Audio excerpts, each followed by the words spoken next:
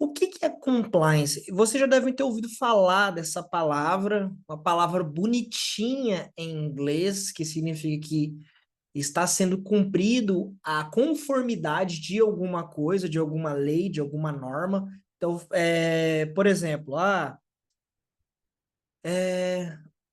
empresa está em compliance com determinada norma. Ela está em conformidade, ou seja, todos os requisitos estão sendo cumpridos, ou pelo menos próximo daquilo, né?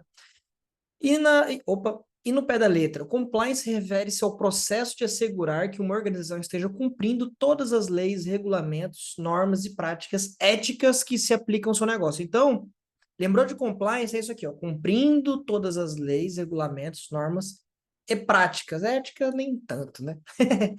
Isso implica não apenas seguir leis externas impostas por governos e órgãos reguladores, mas também aderir normas internas, como códigos de conduta e políticas corporativas. A essência, desculpa, a essência do compliance é prevenir, detectar e responder violações de regras, minimizando riscos legais e protegendo a reputação da organização. Por exemplo, o compliance externo pode ser adquirido por exemplo, no governo a gente tem a Lei Geral de Proteção de Dados, tem um banco segue o Bacen, segue normas externas, etc., que seria tipo um compliance. E aí também, se ela quer passar em algum tipo de certificação, igual a gente vai falar depois que é a PCI DSS ou algumas outras normas, que é o seguinte, se você quer atuar em determinado tipo de mercado, para você conseguir um padrão, para você conseguir uma certificação, desculpa, essa certificação cobra que você siga leis, que siga algumas coisas. E para você passar naquilo, tem que estar de acordo com aquilo que está sendo pedido. Então, tem empresas de fora que têm autoridade para dar uma certificação ou retirar, para que você alcance um objetivo. Por exemplo, se uma empresa vai trabalhar no mercado financeiro e ela vai transitar cartão de crédito, por exemplo, ela vai ser um gateway de pagamento, tipo o PayPal, PagSeguro, Mercado Pago, etc. Que é quando você vai pagar alguma coisa, você é redirecionado para aquele meio de pagamento, certo? É tipo isso, é um gateway de pagamento. E você está transitando com informações sensíveis, cartão de crédito, dados de cliente, etc. Para você conseguir fazer isso, você precisa passar na norma que eu vou falar adiante. E essa norma não é do governo. Essa norma é uma norma das maquininhas de cartão, é uma norma internacional das grandes empresas que se juntaram e tem essa instituição que meio que é uma juíza detentora dessa certificação, desse laudo provando que a sua empresa pode transitar dados de cartão de crédito, pode fornecer esse produto. Por quê?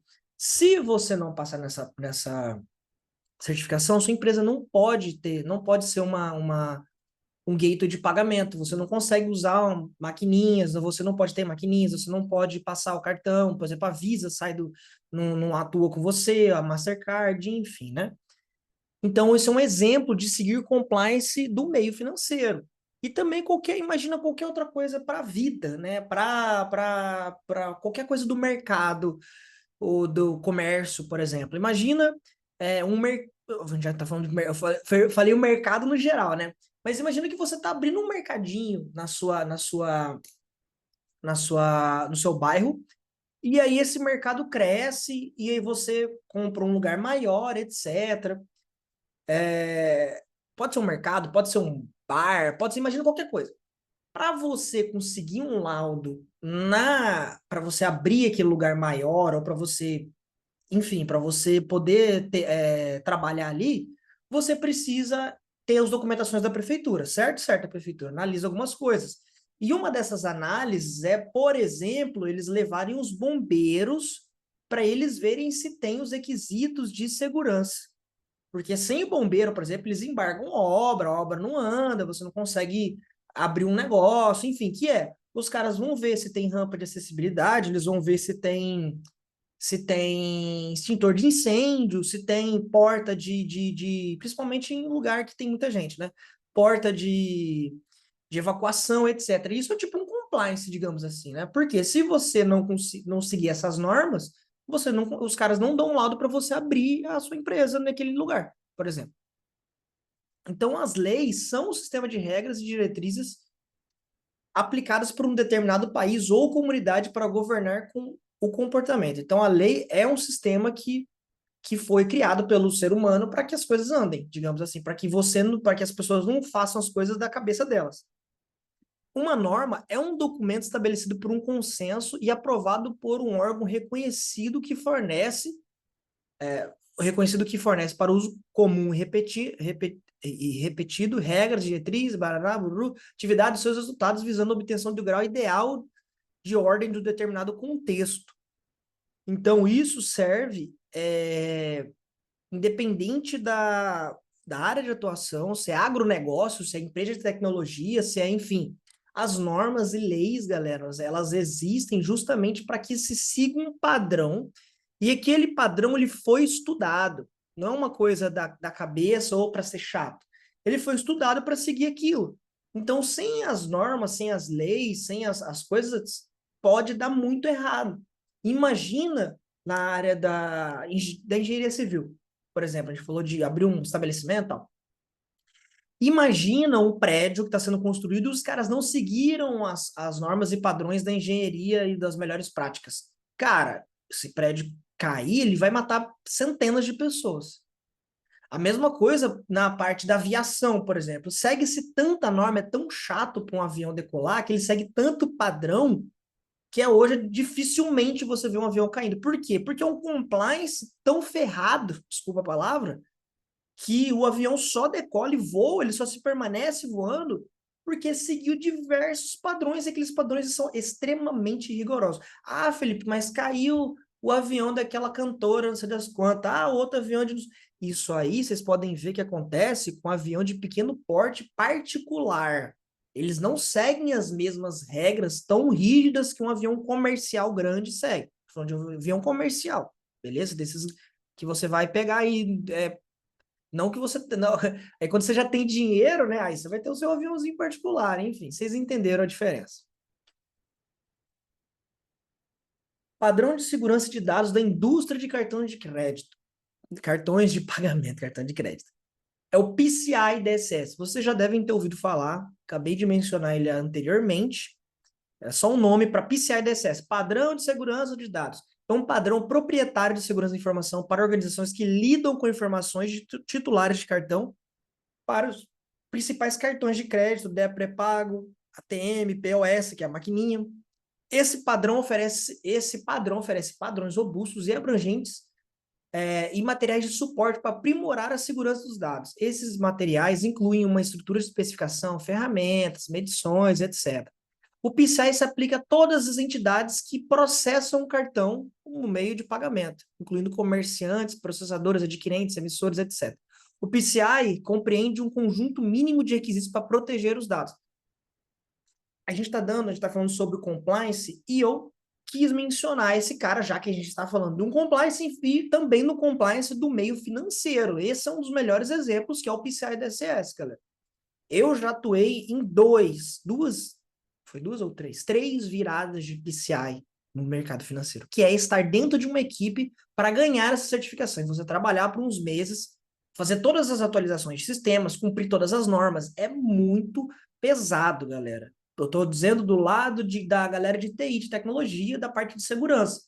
A gente tem que seguir um padrão, é um padrão extremamente crítico e ele exige muito do banco, do meio de pagamento, enfim, da empresa, para que tudo esteja funcionando. Então, você segue, eu não vou lembrar de cabeça agora quantas normas, mas quantas itens tem lá dentro. Mas, assim, são centenas de itens e tudo tem que estar certinho. Ah, os sistemas têm que estar atualizados, tem que ter antivírus em tudo isso, tem que ter segregação disso, a rede tem que estar configurada assim, tem que ter o firewall assim, tem que ter blá, blá, blá. Além disso, os caras fazem teste também, teste de invasão, que é testar se aquilo que você está falando é verdade. Tem teste interno, teste externo. Depois ainda vem, que depois que você fez os testes, você entrega a documentação, várias vezes documentação, se tiver alguma coisa errada, os caras, você tem que corrigir. Aí depois ainda vem o auditor, fala assim, ah, beleza, você disse aqui que esse ambiente tal, com o sistema tal, ele está atualizado. Você pode mostrar para gente? Fiquei na dúvida. Aí você vai ter que acessar, compartilhar a tela numa ligação do Zoom, ou do Teams, ou do Google, enfim, né? Vai estar lá todos o auditor, na verdade, um auditor, dois, dependendo do lugar. E aí ele vai te questionar, geralmente é um auditor. Aí ele vai te questionar aquilo, você vai ter que mostrar e tem que estar tudo certo. Aquilo que não está certo, meio que eles passam, mas já com prazo para você corrigir depois. Então, é um padrão muito pesado, assim. Por isso que tem muitas empresas que elas vão fazer, por exemplo, eu vou fazer uma loja de roupa online. Aí você faz o site é de boa de fazer, não é tão caro, tal, não tão caro quanto você fazer um gateway de pagamento. Aí beleza, você vai para a parte de pagamento. Como que a galera vai comprar minha roupa lá dentro da loja? Você geralmente o que a galera faz? Você usa um sistema que é um gateway de pagamento. Você vai pegar e colocar o Mercado Pago ali dentro. Você vai colocar o PagSeguro ali dentro. Você vai colocar o PayPal. Você vai colocar qualquer um desses caras aí. Que é na hora que a pessoa clicar no carrinho e ir para da loja e para o checkout, né, para fazer o pagamento, ele é direcionado e paga ali nesses meios de pagamento, nesses gateway que chama gateway de pagamento.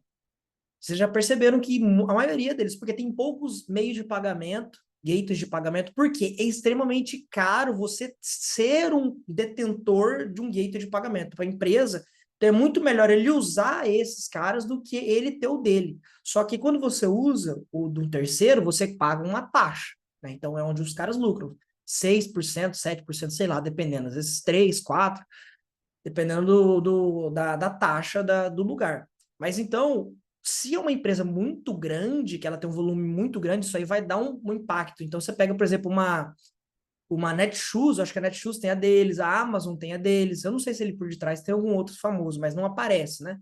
As outras menores não, porque eles sabem da dificuldade, do quão é custoso para ter essa certificação, para fazer todo esse aparato tecnológico para poder fazer o meio de pagamento, rodar ali. Uma outra lei de compliance bem famosa na área de segurança também, envolve o meio financeiro, é essa lei chamada Sarbanes-Oxley. Ela é de 2002, que visa proteger o público e investidores, aumentando a precisão e a confiabilidade das divulgações corporativas. Essa lei não explica como as organizações devem armazenar os registros, mas escreve os registros que as organizações devem armazenar e a duração do seu armazenamento. A lei determinou diversas reformas para aumentar a responsabilidade corporativa, melhorar a divulgação financeira e combater fraude corporativa e contabilística. Essa lei, assim, ela não sei se ela vai cair, tá? Eu acredito que não. Mas é bom vocês saberem, porque essa também é uma das leis que eu acredito estar dentro do tema compliance, né? Que é interessante saber. Seguimos. A lei de 98, da Lei de Lavagem de Dinheiro, essencial para a prevenção de combate à lavagem de dinheiro. Essa lei estabelece mecanismos de controle para impedir o uso do sistema financeiro para lavagem de capitais oriundos de atividades criminosas. Instituições financeiras devem reportar transações suspeitas ao COAF, né, que é o Conselho de Controle de Atividade Financeira, e adotar políticas rigorosas que conheçam o seu cliente, due diligence. Eu não vou, assim, não é o intuito da aula, mas é bem interessante depois vocês colocarem no YouTube como que surgiu esse termo lavagem de dinheiro. Vai explicar começo 1900 e alguma coisa, eu não lembro agora, 1915, 20, foi mais ou menos nessa época aí, que surgiu esse termo, aí depois vamos falar de Al Capone nos Estados Unidos, né, que ele lavava o dinheiro que ele foi preso porque ele só negava imposto, era um grande traficante de bebida alcoólica na época da lei seca americana. E ele também usava da questão, ele foi preso pela sonegação de imposto, lavagem de dinheiro, né? Ele foi preso tipo pela Receita Federal deles lá. E é legal porque a lavagem de dinheiro veio porque os caras faziam laundry money, que é lavagem de dinheiro, eles estavam abrindo lojas de lavar roupa. Então, a lavagem saiu desse nome, de lavar o dinheiro, de lavar roupa. Os caras tinham aberto várias lojas de, de lavar roupa e saiu daí o termo. Igual a gente tem aqui, teve aquela Lava Jato, E se associa também aqui no Brasil, por exemplo, lavagem de dinheiro com posto de gasolina. Tipo isso, mas no caso lá, a origem foi por causa de empresas de lavar roupa. Seguimos, assim, tem mais coisas, tá? É bem interessante esse tema, depois vocês pesquisem, tem vários videozinhos ilustrados explicando sobre lavagem de dinheiro, é legal para ter o conhecimento. Seguimos. Tipos de compliance no setor financeiro. No setor financeiro, que está entre os mais regulamentados do mundo, o compliance assume uma importância crítica, dada a complexidade das operações, a quantidade de dinheiro envolvido e potencial de abuso. Vários tipos de compliance são particularmente relevantes. Dentre eles, inclui não se limita às leis contra a lavagem de dinheiro, que é a anti-money laundering, que eu tinha falado de lavagem de dinheiro, regulamento sobre o conhecimento do cliente, know your customer, leis de proteção do consumidor financeiro. As instituições financeiras devem garantir que estão em conformidade com as leis para evitar penalidade. Essa lei de... Eu também não vou entrar aprofundar sobre a lei de conhecer o cliente, mas é interessante também porque existe alguns tipos de cliente, algumas pontos chaves que os bancos sabem que aquele cliente ele pode ser um cara potencial para dar problema ou potencial que tem um potencial criminoso. Por exemplo, se aquele cara tem ligação com passagem ou ele tem ligação com alguma instituição que já teve problema de crime, ou aquele cara tem ligação com alguma coisa do governo que já teve passagem ou etc. Ou aquele cara tem conta em lugares, por exemplo, Ilhas Caimã, Suíça, etc. Então, assim, tem alguns pontos que quando a pessoa vai abrir a conta, o banco meio que dá uma vigiada, assim, né? Ela meio que, que, que investiga a sua vida. Ah, por exemplo, é um cara que ele não tá declarado que ele ganha 10 mil, e aí o cara ele vai abrir uma conta no Itaú, por exemplo, sei lá, na Caixa, e esse cara, é investigado, ele vê que ele tem passagem pelo mundo do crime, sei lá, etc. O cara chega lá para abrir e descobrem que ele tem conta nas Ilhas Caimã, que ele tem já um histórico de problemas com a lei na parte de Receita Federal, né? E aí o cara chega lá para abrir a conta na Caixa pro gerente e chega lá com 100 milhões de reais em dinheiro, por exemplo.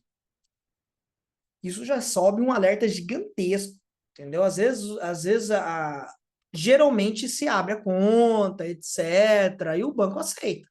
Mas ele já fica ali meio que numa lista, uma lista de alerta para eles, né? Qualquer coisa que o cara pisar fora, ele já pode ser acionado ali a polícia.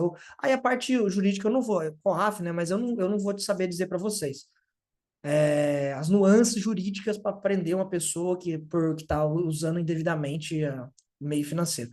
Mas, assim, é tipo isso. Então, a pessoa que faz esse tipo de movimentação, por exemplo, se você ganha o salário da Caixa, 3 mil e poucos reais, de repente cai 200 mil reais para você, aí você vai comprar um carro à vista, você pega 100 mil e saca 100 mil, ou você faz alguma coisa. Isso aí já alerta também.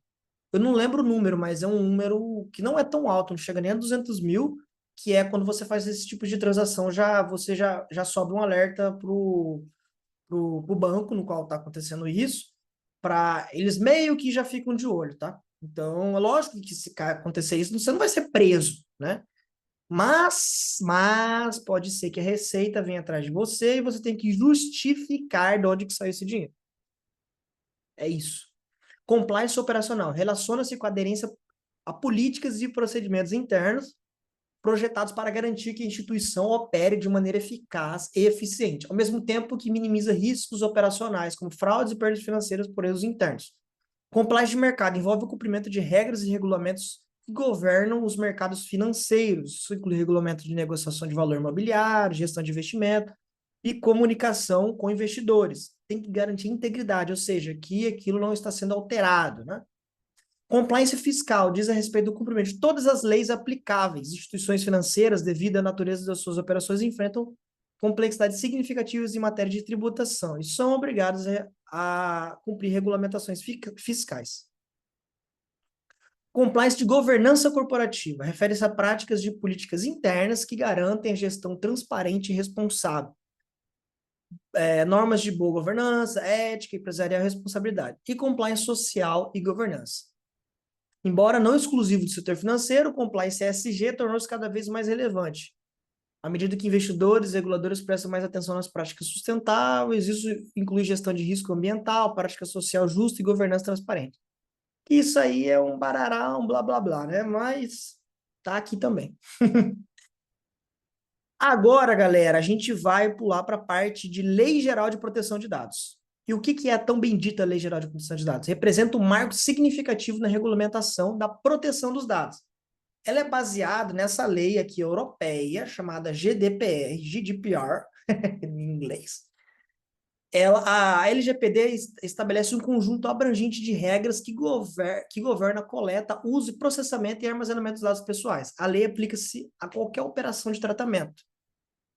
De empresa, pessoa jurídica, etc., público, privado, dependente, desde que a operação seja realizada no Brasil, os dados tenham sido coletados no Brasil, e esses dados, eles podem ser para oferecer bens, serviços, indivíduos, etc. Aqui estão os principais pontos, eu vou mostrar abaixo. Então, a lei geral, galera, foi pelo seguinte, ele já vem sendo discutido há anos, tá? Antes de 2018 já tinha um murmurinho de que ia sair essa lei, etc. Só que nunca foi para frente. E a lei geral, galera, ela vem justamente para proteger a gente, tá? Ela veio porque, assim, hoje você não sabe exatamente onde seus dados estão, o que está acontecendo com seus dados, se estão vendendo, etc. Tem gente que, às vezes, a gente não tem noção da quão grave é isso. Você fala, mas eu passei meu RG, meu CPF, não é nada demais, o que vão fazer? Eu sou um pobre coitado, não tenho nada. Galera, pensa o seguinte, uma vez que os seus dados estão públicos ou que eles estão sendo usados, é irreversível. É irreversível. Então, você está exposto a qualquer tipo de crime que usa a sua imagem, usa os seus dados. Então, podem usar os seus dados para diversas coisas erradas. Vocês entenderam? Então, é como se você tivesse perdido. Imagina que você perdeu sua RG. Todo mundo já deve ter perdido algum documento. Só que imagina que você perdeu o seu documento em diversos lugares. Imagina que é assim, fui numa farmácia e comprei. O senhor tem cadastro? Vai lá e faz o cadastro. Você deixou seu RG, seu CPF, tudo lá para aqueles caras, que você não sabe o que eles vão fazer. Você vai na banquinha do seu João, você faz a mesma coisa, você deixou seus dados lá. Então, os dados, galera, hoje, por que se pede tantos dados e informações? Hoje, a informação é considerada o novo petróleo. Então, quem detém o poder de informação e dado, ele detém o controle das coisas. Por que você acha que o WhatsApp, o Facebook controla algumas coisas, é tudo de graça? Porque os caras estão usando. Quando alguma coisa é de graça, o produto é você. Esse é um termo que se usa na área de segurança. Então, o WhatsApp, ele está lucrando com aquilo que você está escrevendo ali. Que você quer comprar um tênis novo, que você quer viajar, vai aparecer propaganda para você. Os caras sabem o que está acontecendo ali. Então, tudo é usado contra você. Então, imagina que a lei ela veio para, pelo menos, tentar segurar, proteger ali, saber o que está acontecendo. Você pode falar, por exemplo, você foi numa farmácia e aí comprou alguma coisa, etc. Você pode mandar um e-mail depois para esses caras, lá para o DPO, né, que é o cara que controla os dados, e falar que você quer que exclua tudo seus dados daquela farmácia. Você pode fazer isso. Né? Por quê? Provavelmente vai ficar te oferecendo coisa depois. Você pode pedir para excluir. E se esses caras não seguirem, eles vão tomar uma multa de um órgão que eu vou falar mais na frente. Mas assim, mas isso não é demais. Galera, já pararam para pensar o tanto de lugar que você já cadastrou seus dados? Já pararam para pensar o tanto de lugar que tem dado seu? Então, não reclamem depois que alguém tentar fraudar, que alguém abriu conta sua. Então, uma regra, uma coisa que eu tenho eu vou até gravar depois um vídeo sobre isso específico, tá? Chamado numa técnica que é militar, chamada OPSEC, que é o seguinte: você tem que ser o mais silencioso o mais atento possível. O que significa isso, galera? Não vai cadastrando, passando suas informações para qualquer pessoa. Eu não cadastro. Cara, você vai comprar um Dorflex que custa R$ 9, e aí, porque você fez o cadastro, ele custou 7. R$ 2 vale seus dados, porque você fez um cadastro? Não vale, galera. Não vale. Só se o desconto for muito grande, para você conseguir uma super promoção. Eles forçam isso porque vão te vender produto depois, vão usar os seus dados para alguma coisa errada. Então, não saiam cadastrando os seus dados nas coisas. Não façam isso. Evitem. Ah, precisa do e-mail aqui para cadastrar alguma coisa. Sabe o que eu faço? Depois eu vou ter vídeo sobre isso também. Se esse e-mail para você cadastrar e usar alguma coisa é inútil, que depois você vai descartar, use e-mail temporário. Coloca lá 10 minutos e-mail. Vão gerar um e-mail aleatório, você usa esse e-mail só para receber o que você precisa ali e vai descartar. Você não precisa colocar o seu e-mail real, entendeu? Evitem colocar os seus dados a qualquer custo. Isso é uma forma de você. A mesma coisa, é uma coisa que eu alerto até minha família, minha avó, etc. Não fique falando, não é só na área digital. A OPSEC, por exemplo, é você evitar falar demais. Você não precisa, você está no banco de um ônibus, você não precisa ficar falando para os outros quando você trabalha, que você faz, quanto você ganha, você sabe esse básico, né? Não falem demais, você não ganha nada falando sobre as suas coisas da sua vida, você só deve falar para quem você confia. Se é uma pessoa que você não confia, você não conhece, não fala onde você trabalha, o que você faz, etc. Porque às vezes não é nem aquela pessoa, às vezes ela tá sendo usada por alguém para pegar sua informação, ou tem alguém atrás escutando, beleza? Então, evitem se expor demais, ok? Dica de um cara que trabalha em segurança cibernética sênior há mais de 10 anos, beleza? E sobre a lei, âmbito da aplicação. A LGPD aplica-se a qualquer tratamento de dados pessoais, exceto para fins pessoais, artísticos, acadêmicos, de segurança pública, defesa nacional, segurança do Estado, repressão e infrações penais. Por quê? Isso aqui, ó, é o que eu disse. Ah, beleza, ela trata, ela protege, mas se for alguma coisa de segurança do Estado, investigação, os caras vão entrar na sua conta. Eles vão olhar seu WhatsApp, vão olhar seus e-mails, vão olhar suas fotos, se precisar, tá? Então, quanto a isso, existe a privacidade até certo ponto. Beleza? 2, princípios do tratamento de dados. A lei estabelece princípios que A lei estabelece princípios que devem nortear o tratamento, como finalidade, adequação, necessidade, livre acesso, qualidade, transparência, prevenção, responsabilização e prestação de contas. Direitos dos titulares. Você que é o dono do dado tem o direito, incluindo o direito de acesso, correção, exclusão, informação sobre o compartilhamento, revogação, que é você falar, não quero que compartilhe, não quero que faça nada. Se acontecer alguma coisa, eu tenho que ser alertado, e o direito de se opor ao tratamento de dados. Quero que exclua, quero que faça isso e aquilo. Você pode, beleza? Consentimento. O consentimento do titular deve ser livre, informado e inequívoco. A LGPD também especifica situações de que o tratamento de dados pode ocorrer sem o consentimento titular, como para o cumprimento de obrigações legais. Como eu disse, execução de políticas públicas, realização de estudos, etc. Então, por exemplo, o seu dado de título de eleitor, né? Você não tem como você falar para a galera de excluir, porque é uma execução política pública, legal, etc, né? Então, ali o governo está usando o seu título de eleitor, que está linkado com o seu CPF, com a Receita Federal, que está linkado com aquilo, então, beleza. Nesse caso, sim. Agora, empresa privada ou alguma coisa que foge disso, beleza? Transferência internacional de dados.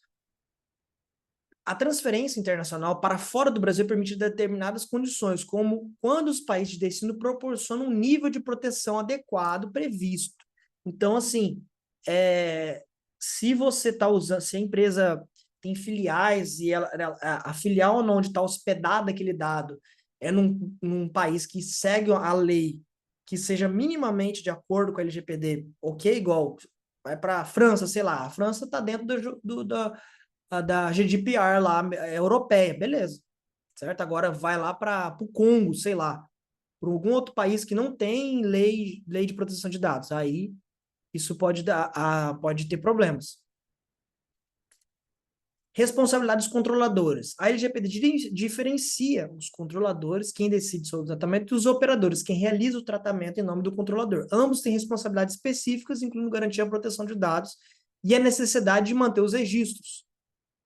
Aí tem o encarregado, certo? O encarregado, que é o DPO, ele deve ser nomeado, responsável por monitorar a conformidade, servindo o canal de comunicação entre controlador e os titulares, que no caso os titulares dos dados é a autoridade, a ANPD, que é o órgão que vai dar multa, que vai checar, etc. E o DPO, geralmente, nas empresas, ele é um advogado.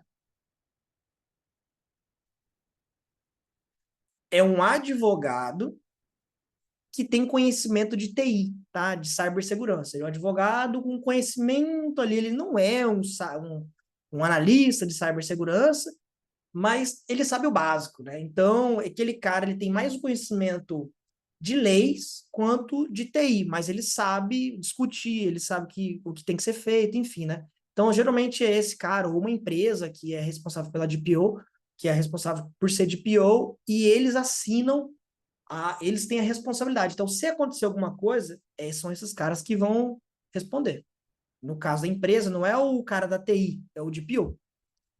A autoridade, o que é essa NPD? Ele é um órgão de administração pública responsável por fiscalizar a implementação da lei, aplicar sanções em caso de violação e promover a proteção de dados. Esses caras são tipo o tribunal, né? Não é um tribunal, mas assim, eles são os caras, o começo, meio e fim ali de dar sanção, de falar, não, realmente, aquela empresa do Joãozinho da Silva que vazou os dados, eles não estavam seguindo a lei geral, não tinha proteção nenhuma, já foram alertados, já teve a autuação ali, então a gente vai dar uma sanção mais severa de 10 milhões, sei lá, pode ser, entendeu? Lógico, esses 10 milhões é para empresa grande, né? Mas pode chegar até 2, olha lá, aqui fala, sanções, multa de até 2% do faturamento da empresa. Então, se a empresa lucra 100 milhões, cara, 2 milhões aí de multa. Acho que pode chegar até 50 milhões, o teto que colocaram no Brasil. E a lei geral marca uma evolução significativa na forma como os dados pessoais são tratados, impondo obrigações rigorosas. As empresas devem adotar medidas adequadas. Então, galera, isso aqui é só superficial sobre a lei geral, tá? A lei geral, galera, ela visa meio que regular as coisas para não virar baderna, né? Então, não é assim, posso abrir uma banquinha, pegar os dados de todo mundo, vender, etc., e fazer o que eu quiser. Por quê? Eu vou tomar uma multa. E para que eu use os dados da galera, eu preciso seguir várias diretrizes que estão dentro da lei geral, que é tratar os dados de forma correta, eu preciso ter armazenar aqueles dados de forma segura, tudo isso precisa seguir esse padrão de compliance, digamos assim, né? Então, preciso ter proteção, preciso ter os sistemas atualizados, etc., certo? E isso faz com que todo mundo saia ganhando. Basicamente isso.